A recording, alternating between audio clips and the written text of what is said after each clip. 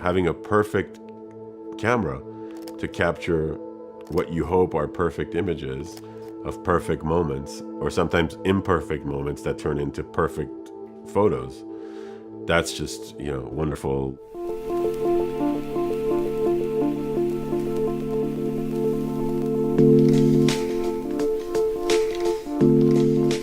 I grew up in Paris, France. I was born and raised in Paris, which is such a visual city and such iconic photography. And I was always attracted to photography. I used to see a lot of exhibitions in Paris as a kid. Ever since I was born, basically, I would go to the Paris flea market every weekend. Seeing so much art, so much photography, so many statues, so many paintings, all those things just kind of influenced my upbringing. I feel like that also kind of impregnated my eye as a photographer.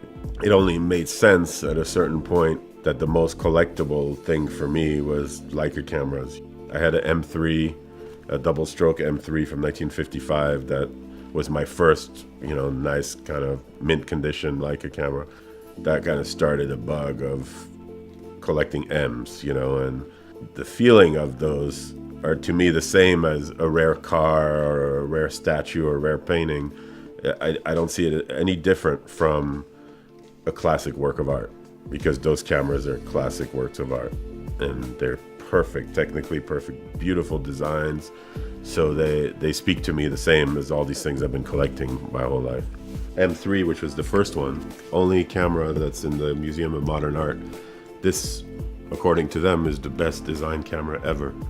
It is that statue, it is that painting, it's just as valuable.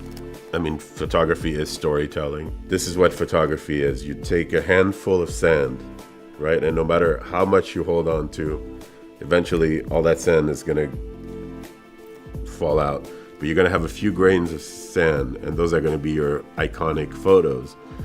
Capturing moments in history, creating our own time capsule is really what it's all about.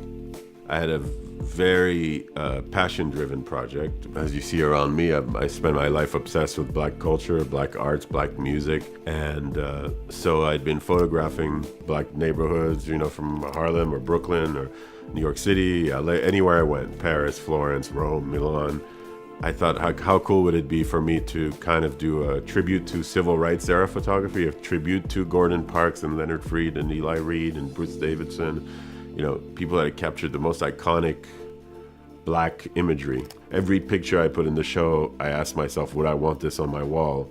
And if not, then I don't put it in the show. Is that something I would collect?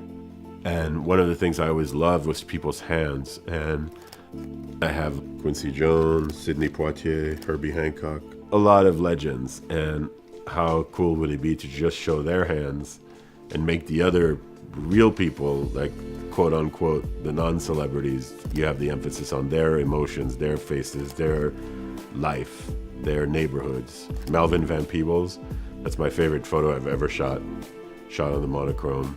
The whole moment is recorded for me in this picture. Like, that day will never be forgotten, because every time I look at this picture, I feel like my heart starts beating faster. I remember, like, this is when I got to spend the day with one of my idols. Yeah, I mean, it's like there's a video that plays in my mind when I see some of these images, and a lot of these images, but this one somehow, it has everything in it. I'm just a historian, I'm a historian with the greatest camera in the world, and I'm using the same cameras or newer versions or the same old one as the historians that I grew up admiring. And somebody just asked me, if you just had to pick one camera, it's always been the monochrome for me. That was always the answer, like if I'm on a deserted island. But then all of a sudden, this M10-P made me enjoy my color photos more, which is really interesting, because I've never even considered street photography in color for myself. The quality of the monochrome mode in the M10-P is amazing.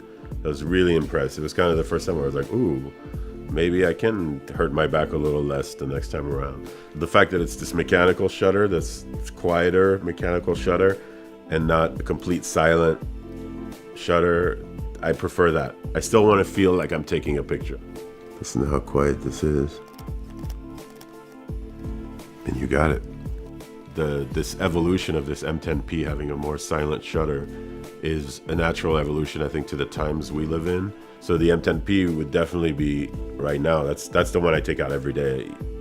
It's a family, you know, we are a family. I mean, when you meet Leica photographers, whether they're in their 20s or in their 90s, there's always a connection between all of us. It's this lineage that's been created. So very proud to be part of that family.